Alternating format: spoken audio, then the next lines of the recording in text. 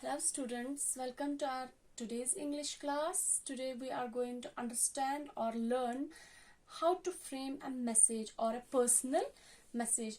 कोई भी मैसेज हम कैसे लिखें. हमने अपने प्रीवियस लेक्चर में ये सीखा था कि हम नोट्स कैसे लिखें या नोट्स कैसे फ्रेम करें. तो मैंने आपसे कहा था कि नोट्स एक पीस ऑफ इंफॉर्मेशन होती है और ऑफिशियल और फॉर्मल इंफॉर्मेशन होती है जो हमें लिखनी होती है अंडर सम डिजिग्नेटेड और under some official order for the public use और फॉर यूज इन जनरल. तो उसकी लैंग्वेज फॉर्मल होनी चाहिए क्योंकि वो फॉर्मल न्यूज होती है. उसमें वो इम्पर्सनल होनी चाहिए. उसमें पर्सनल चीजों का या पर्सनल बातों का कोई दखल अंदाज नहीं होना चाहिए. तो अब ये मैसेज और नोट्स में यही फर्क है. जो मैसेजेस वो पीस ऑफ इंफॉर्मेशन होती है जो ऑफिशियल नहीं होती, जो फॉर्मल नहीं होती है, नॉन फॉर्मल होती है. यानी ये वो बातें या वो खबरें या वो न्यूज या वो इंफॉर्मेशन या कोई ऐसी रिक्वेस्ट जो हम विद इन फैमिली और विद इन एक्वाइंटेंसेस और विद इन आवर रिलेशंस और विद इन आवर नेबरहुड और within our friend circle एक दूसरे के साथ शेयर करते हैं. तो ये मैसेज शेयर करने के बहुत सारे तरीके हैं. मैसेज जैसे नोट्स तो हमें ड्राफ्ट करनी होती है बाकायदा, और नोट्स बोर्ड के लिए जिस इंस्टीट्यूशन या जिस डेजिग्नेशन के अंडर वो सबऑर्डिनेशन में वो इशू होती है वहां उस इंस्टीट्यूशन के नोट्स बोर्ड पे वो लगती हैं या न्यूज़पेपर के लिए वो दी जाती है. लेकिन मैसेज एक ऐसी पीस ऑफ इंफॉर्मेशन है जिसको हम या तो रिटन पीस में दे सकते हैं या प्रिंटेड पीस में फॉरवर्ड कर सकते हैं जिन तक हमें वो न्यूज या वो मैसेज पहुंचानी हो. और हम इसको स्पीच या बोल के भी हम एक दूसरे की मैसेज को फॉरवर्ड कर सकते हैं, पहुंचा सकते हैं वर्बली या टेलीफोन कॉल के जरिए या मैसेज के जरिए सीधे सोशल मीडिया के जरिए हम मैसेज को फॉरवर्ड कर सकते हैं. तो मैसेज फॉरवर्ड करने के बहुत सारे तरीके हैं. हम क्या बोलते हैं इसको, individual to individual message share कर सकते हैं या हम मैसेज जिसको देनी हो वो किसी थर्ड पर्सन के पास अपने उस बंदे के लिए मैसेज रख सकता है जिसके लिए वो यूजफुल हो, या सीधे फेस टू फेस हम कोई बात उन तक पहुंचाते हैं. That too can be considered as a message. तो मैसेज जो है इसका ये डेफिनेशन है कि it's a piece of information और अ पीस ऑफ न्यूज और a request extra sent to somebody in writing, speech or by telephone or by email or through social media, medium of social media or in written or printed notes. तो ये जो telephonic message जो मानी जाती है या social media के through जो मैसेज मानी जाती है, it's the quickest means of sending a message to someone और somebody. Sometimes it happens so that a message is received on telephone but the person for whom the message is meant is not at the hand. कभी कभार ऐसा भी होता है जिस बंदे तक हमें कोई खबर या कोई बात पहुंचानी हो या कुछ मांगना हो या कुछ देने के लिए या कुछ थैंक्स बोलना हो, जो भी रीजन हो, जो भी कारण हो, जो भी वजह हो, जो भी एम हो मैसेज फॉरवर्ड करने की, जिस पर्सन तक हमें वो पहुंचानी होती है, अगर हम टेलीफोनिकली उनको वो दे तो कभी कभार ऐसा होता है कि वो अवेलेबल नहीं होते हैं एट दैट मोमेंट और एट दैट है ये तो इंस्टेंस. तो उस वक्त कोई और बंदा उसकी मैसेज लेता है, थर्ड पर्सन उसकी मैसेज लेता है, बाद में उस तक पहुंचा देता है. Sometimes someone else has to receive it and if he or she himself or herself has to go out, he has to leave in writing the message for the person for whom it was meant. तो कभी कभार ऐसा होता है कि जिस बंदे तक या जिन तक हमें ये मैसेज पहुंचानी होती है वो वहां पे नहीं हो. मैसेज ये जरूरी नहीं है कि ये पर्सन टू पर्सन हो, ये एक from one person to many person भी हो सकता है, इन्फिनिटी पर्सन भी हो सकता है और सिंगल पर्सन भी हो सकता है. और message can be send from so many person to one person, ऐसा भी हो सकता है. तो कोई भी मैसेज लिखने के लिए हमें किन बातों का ध्यान रखना जरूरी है वो मैं आपको यहाँ पे पॉइंट वाइज समझाती हूँ. नंबर 1, जब भी हम कोई मैसेज फॉर्मुलेट करें या बनाएं या फ्रेम करें उस वक्त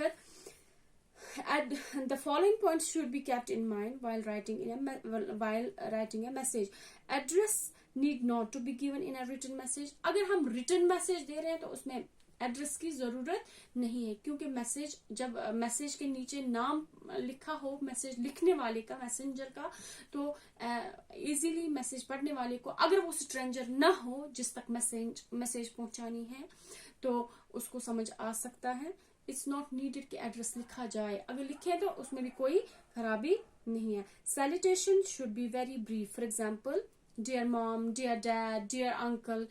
तो मैंने जब आपको नोट्स सिखाई थी उस वक्त मैंने आपको कहा था कि नोटिस एक फॉर्मल पीस ऑफ इंफॉर्मेशन होता है, वहां पे सैल्यूटेशन की कोई जरूरत नहीं है, वहां पे फॉर्मल रहना होता है, वहां पे पर्सनल चीजों की कोई जरूरत नहीं है। लेकिन मैसेज में जब हम सैल्यूटेशन लिखते हैं इन द बिगिनिंग डेट के बाद, तो सैल्यूटेशन लिखी जाती है, होनी चाहिए, लेकिन सैल्यूटेशन भी बहुत ही ब्रीफ, बहुत ही शॉर्ट और टू द पॉइंट होनी चाहिए। उस क्यों होनी चाहिए शॉर्ट? हम खुल के भी सैल्यूटेशन लिख सकते हैं, लेकिन फिर इसमें फन नहीं रहेगा, क्योंकि मैसेज का भी जो वर्ड लिमिट है that is not more than 50 words. उसके बाद date and time of penning down the message should be given. जब भी हम किसी तक मैसेज पहुंचा रहे हैं, चाहे हम रिटर्न भेज रहे हैं, तो डेट, मैसेज लिखने का डेट, जिस वक्त आपने मैसेज लिखी या मैसेज दी वर्बली, तो डेट मेंशन होना चाहिए वहां पे। वो डेट और टाइम किस वक्त की है,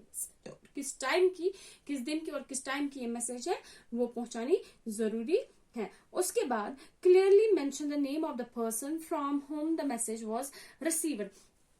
अगर मैसेज कोई तीसरा बंदा रिसीव कर रहा है किसी दूसरे बंदे के लिए जिसको मैसेज लेनी है, तो मैसेंजर को, मैसेज भेजने वाले को अपना नाम मेंशन करना बहुत जरूरी है, ताकि मैसेज देने वाला, मैसेज आगे पहुंचाने वाला, फॉरवर्ड करने वाला उस बंदे तक वो नाम पहुंचाए। उसके बाद only important points should be written. जब भी हम मैसेज लिखते हैं उसमें जो इम्पोर्टेंट, हम मैसेज फॉर्मली लिखने की जरूरत नहीं है, हम उसमें अच्छे से अच्छी लैंग्वेज यूज कर सकते हैं, पर्सनल लैंग्वेज यूज कर सकते हैं। फर्स्ट पर्सन और सेकंड पर्सन का भी, फर्स्ट पर्सन प्रोनाउन और सेकंड पर्सन प्रोनाउन का भी इस्तेमाल कर सकते हैं, मगर हमेशा मैसेज लिखते वक्त भी मैसेज की एक्यूरेसी, मैसेज की जो लैंग्वेज है वो एक्यूरेट और क्लियर होनी चाहिए और सिंपल होनी चाहिए। The language use should be very clear and accurate and nothing should be added of your own. अब अगर आप किसी से मैसेज लेके किसी और तक पहुंचा रहे हो, तो उसमें आपको ऐड करने की कोई जरूरत नहीं है। जो आपने मैसेज सुनी है उसको हमेशा रिपोर्टेड स्पीच में, फिर से मैं कह रही हूँ, उसको रिपोर्टेड स्पीच में आप फॉरवर्ड करें। मैसेज को हमेशा रिपोर्टेड, यानी जो बात आपने सुनी है एग्जैक्टली वही बात आपको फॉरवर्ड करनी है, लिख के आगे भेजनी है, चाहे आप फोन पे बोल रहे हैं या रिटर्न किसी तक पहुंचा रहे हो। The message should always be written in a reported speech.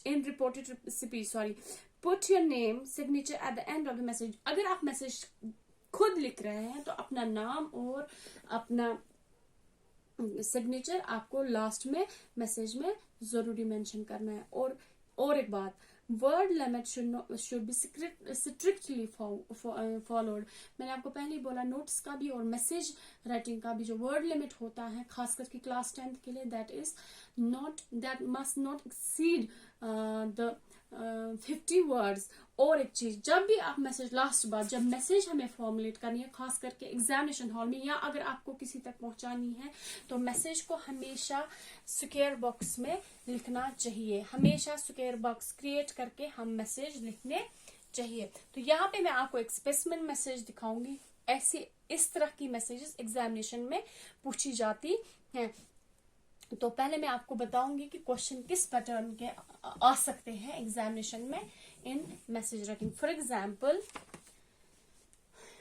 Question इस तरह से आता है, 5 मार्क्स का क्वेश्चन है। You are Shahid, you received a telephone call,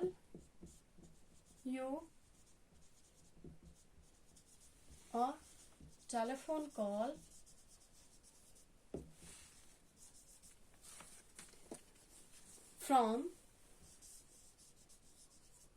Faisal,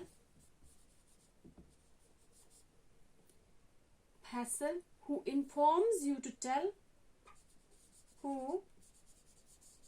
informs you to tell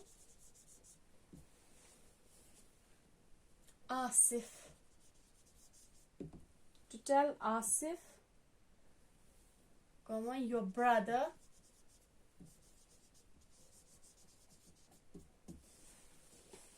that a cricket match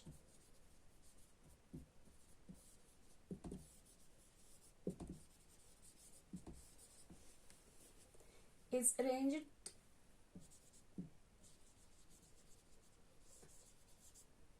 tomorrow morning in the school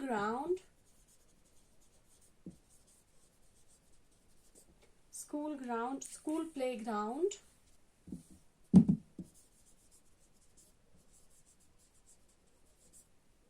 at 11 a.m. sharp. You leave a message.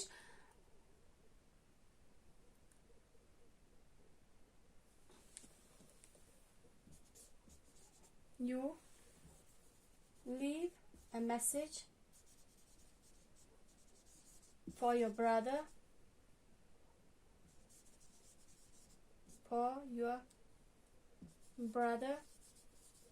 that his participation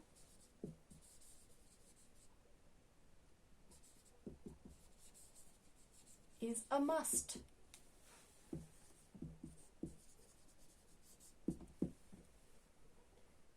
Keeping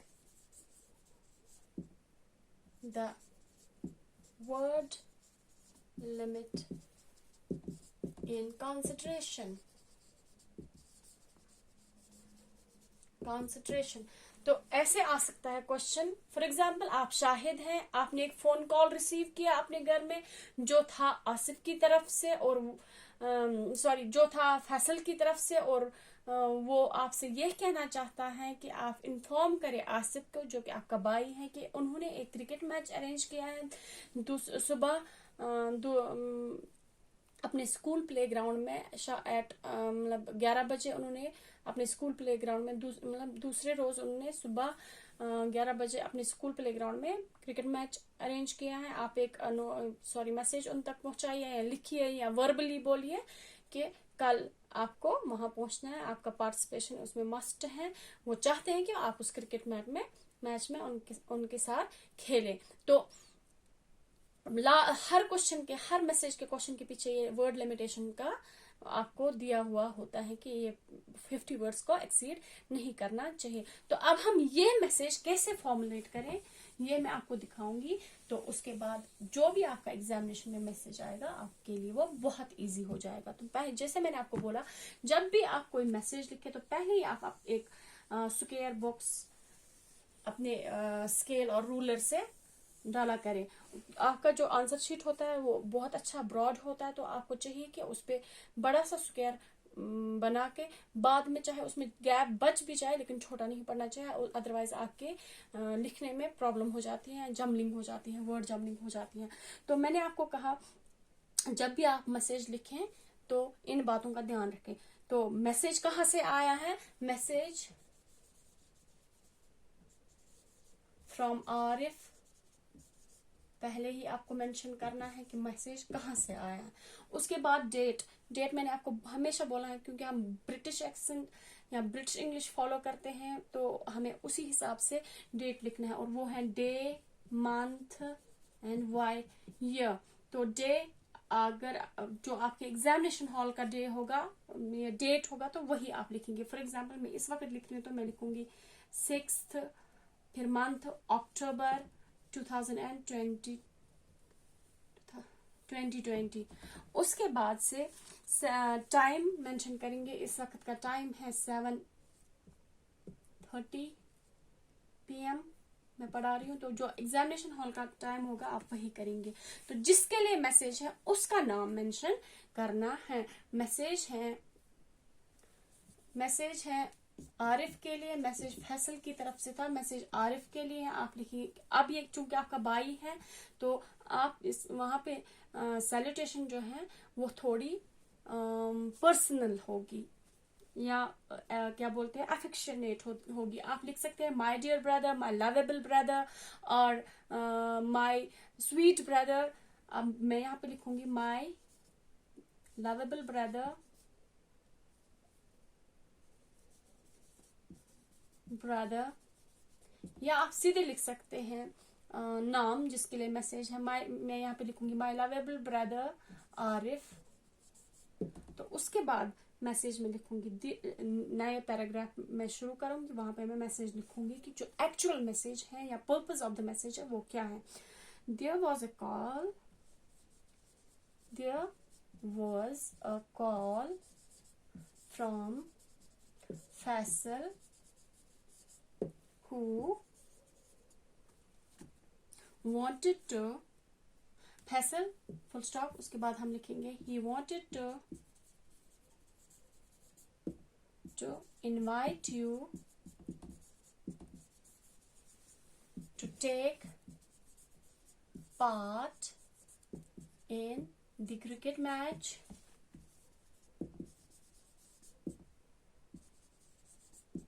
that has been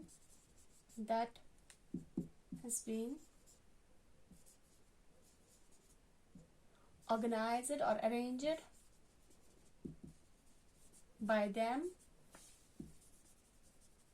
tomorrow morning at 11 a.m. in the school playground, full stop. उसके बाद आप अपना नीचे नाम देंगे कि आप कौन हैं, योर ब्रदर, या आप सीधे भी लिख सकते हैं शाहिद भी लिख सकते हैं, योर ब्रदर शाहिद, और अपना साइन ऑफ करेंगे। तो बस इतनी सी बात है। ऐसे आप मैसेज फॉर्मुलेट कर सकते हैं, फ्रेम कर सकते हैं, लिख सकते हैं। तो ये 5 मार्क्स बहुत इजी हैं। आप इन पे आप कुछ टॉपिक्स पे या कुछ क्वेश्चंस पे 5-6 बार प्रैक्टिस कीजिए, इंशाल्लाह आप ये सारा फॉर्मेट सीख जाएंगे। और बाकी लैंग्वेज क्या यूज करनी है वो क्वेश्चन वहां पे डिमांड करेगा। जो क्वेश्चन होगा आप ध्यान से पढ़ेगा एग्जाम में, इंशाल्लाह आपको सब आएगा।